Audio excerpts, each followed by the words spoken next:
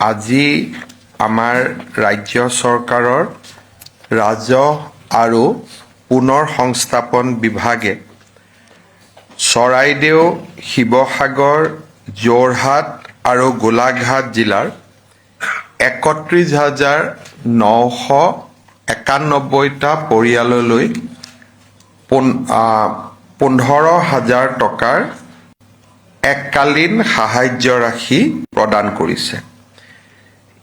ইয়াৰ পূৰ্বেও ৰাজ্যৰ ৰাজহ আৰু পুনৰ সংস্থাপন বিভাগে শিৱসাগৰ, চৰাইদেউ, যোৰহাট আৰু গোলাঘাট জিলাৰ ৬৪,৮৯১টা পৰিয়াললৈ এই ৰাজ সাহায্য বা এই ১৫,০০০ টকাৰ এককালীন যিটো সাহায্য তাক আগবঢ়াইছিল। এই পৰ্যন্ত সৰ্বমুঠ ৯৫,০০০ লোকে বা পৰিয়ালে লগত কেইখনমান থাকিব 96,842 ৯৬,৮৪২টা পৰিয়ালে এই ধনৰাশি ১৫,০০০ টকাৰ ধনৰাশি লাভ কৰিছে। ৰাজ্য চৰকাৰে এই এককালীন সাহায্যৰ বাবদ এই পৰ্যন্ত ১৪৬.২৬ কোটি টকা ব্যয় কৰিছে।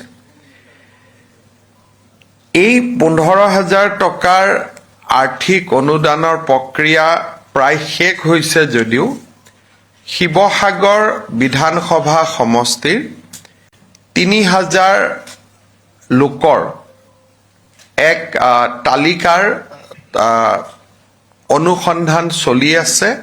হয়তো তৃতীয় পৰ্যায়তো আমি আৰু ৩-৪ পৰিয়ালক এই আৰ্থিক সাহায্য আগবঢ়াব লাগিব।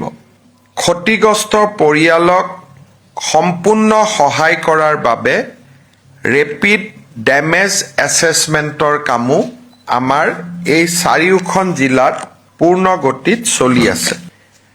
১৮,৮৮৭টা ডেমেজ কেটল ছেট, ৪১,০০০ হেণ্ডলুম ৰিলেটেড ৰ মেটেৰিয়েলছ আৰু ঘৰচীয়া জীৱ জন্তু ৫,৯৮,৬৯১টাৰ জৰীপ তেওঁলোকে সম্পূৰ্ণ কৰিছে।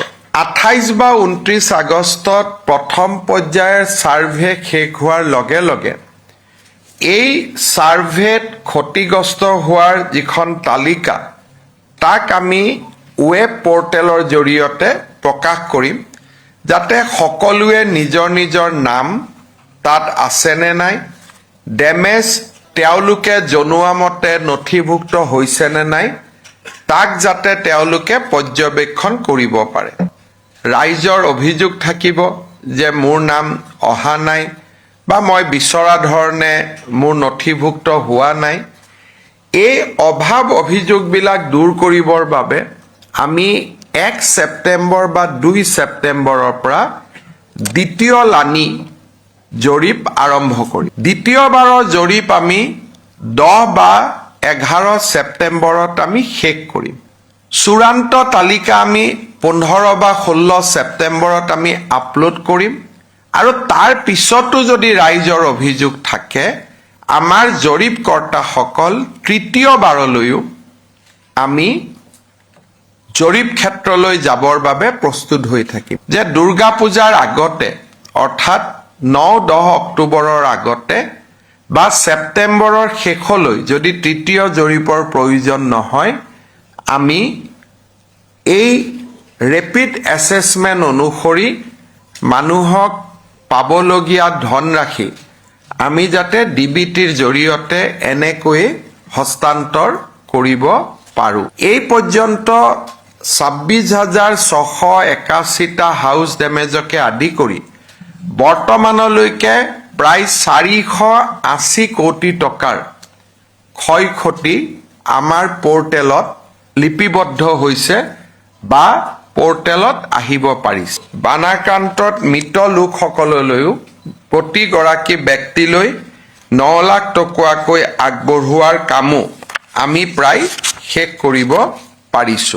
বেংকৰ লোন মৰেটৰিয়ামৰ ক্ষেত্ৰত এতিয়ালৈকে 1712 গৰাকী লোকে এই মৰেটৰিয়ামৰ বাবে আবেদন কৰিছে। ইঞ্চুৰেঞ্চৰ ক্ষেত্ৰত এতিয়ালৈকে 1598 গৰাকী ব্যক্তিয়ে আবেদন কৰিছে আৰু ইয়াৰে 170 গৰাকী ব্যক্তিৰ ইঞ্চুৰেঞ্চৰ যি ক্লেইম সি সেটেল হৈছে আৰু ইঞ্চুৰেঞ্চ কোম্পানীবিলাকে ইতিমধ্যে 170 গৰাকী ব্যক্তিক ইঞ্চুৰেঞ্চৰ ধন মুকলি কৰি দিছে।